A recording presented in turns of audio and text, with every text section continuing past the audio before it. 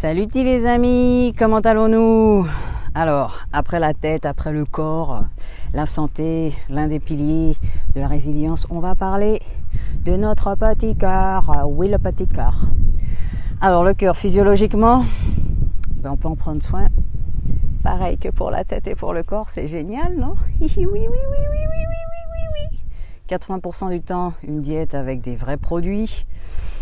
La graisse, le sucre, la caféine, on oublie. L'alcool. Et puis 20% du temps, on fait un peu ce qu'on veut. Vous vous rappelez? Vous voyez? Juste avec la diète, vous prenez soin de tout cela. Le repos, dormir suffisamment, se reposer aussi en journée, donc décrocher un peu de notre rythme. Faire du sport, oui, il faut faire du sport. Le cœur, il aime bien quand on fait du sport. Et il ne faut pas être un cinglé du sport, il ne faut pas passer des heures. 20 minutes, 3-4 fois par jour, non, ça fait déjà plus d'une heure.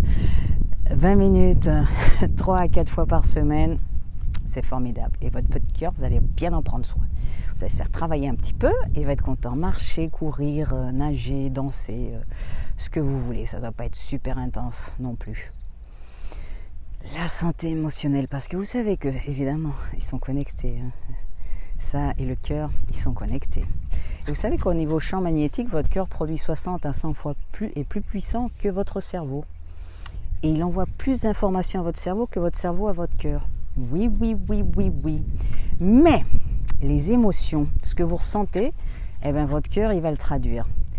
On a tous le souvenir d'un moment ou de stress énorme, ou d'anxiété, ou de colère énorme, ou de tristesse énorme, où vraiment on a senti comment son cœur changeait son rythme cardiaque, on pouvait vraiment le sentir, même parfois avoir le cœur en bouche et on n'était pas en train de courir, on a juste reçu une nouvelle qui nous a complètement désaxés. Oui, comme on peut tous se rappeler de ça, on sait tous que c'est vrai que les émotions, ça affecte grandement notre cœur, donc ça vaut la peine d'avoir une santé émotionnelle un peu plus stable, de pouvoir dealer, gérer ces émotions fortes. Parce que vous savez, le cœur triste, ça existe. Le syndrome du cœur triste, ça existe. C'est votre cœur. Comment fonctionne votre cœur quand vous passez par une dépression? Et le syndrome du cœur brisé, il existe aussi. Ça s'appelle en japonais Takotsubo. Et ce qui se passe, c'est que votre ventricule gauche, en fait, il gonfle. Et puis, vos coronaires, vos artères coronariennes, elles entrent en spasme et votre cœur en fait il bat plus pareil. Et en fait le Takotsubo, ça veut dire un piège à poulpe, parce que la forme, quand on le regarde, par imagerie on voit que le cœur il ressemble à ça. Donc c'est pas une impression quand on dit j'ai le cœur brisé, j'ai mal au cœur. Vous avez vraiment mal au cœur. Il n'est pas brisé en petits morceaux, mais il est effectivement affecté par ce que vous ressentez. Donc la santé de cette demoiselle là en haut, ou du cerveau, c'est important pour notre ami le cœur. Donc au niveau physiologique, vous dormez ce qu'il faut, vous mangez comme il faut, vous faites votre sport, vous vous reposez, vous avez une santé émotionnelle résiliente et ça va aller.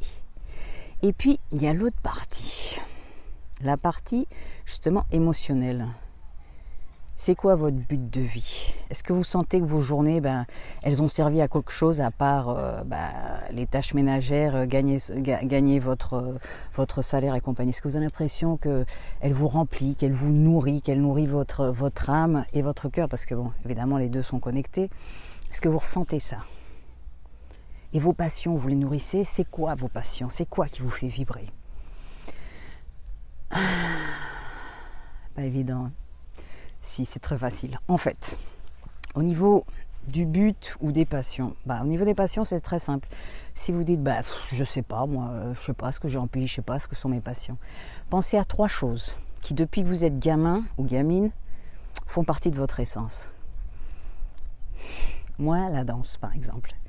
Depuis que je suis gamine, j'avais 5 ans, 6 ans, 7 ans, je faisais déjà des chorégraphies quand j'allais chez certaines copines. Allez hop, hop, et on mettait la musique et tatati tata. Adolescente pareil, adulte vieillissante, c'est toujours là.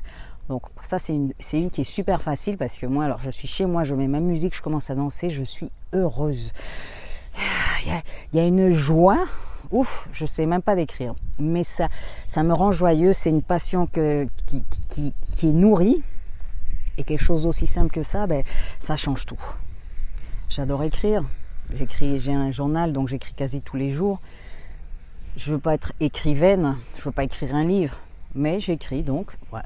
J'aime prendre des photos, je ne veux pas devenir photographe professionnel, mais je prends des photos, j'ai parfois pris des cours. Donc des choses comme ça qui sont avec vous, qui vous interpellent, parfois vous ne les avez pas encore essayé, mais vous dites « Ah, j'aimerais bien ». Et essayez.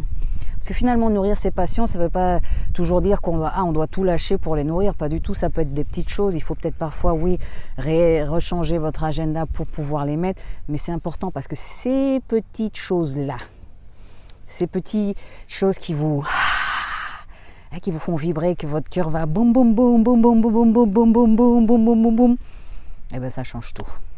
Ça change votre quotidien. Et quand vous changez votre quotidien, vous changez vos semaines, vos mois, vos années. Et vous nourrissez votre cœur. Et quand le cœur il est content, il chante. Et quand votre cœur il chante, la vie elle est plus belle. Donc, prendre soin de soi, ça vaut la peine parce que vous en valez la peine, non ? Vous en valez la peine, ça vaut la peine de prendre soin de soi quand même.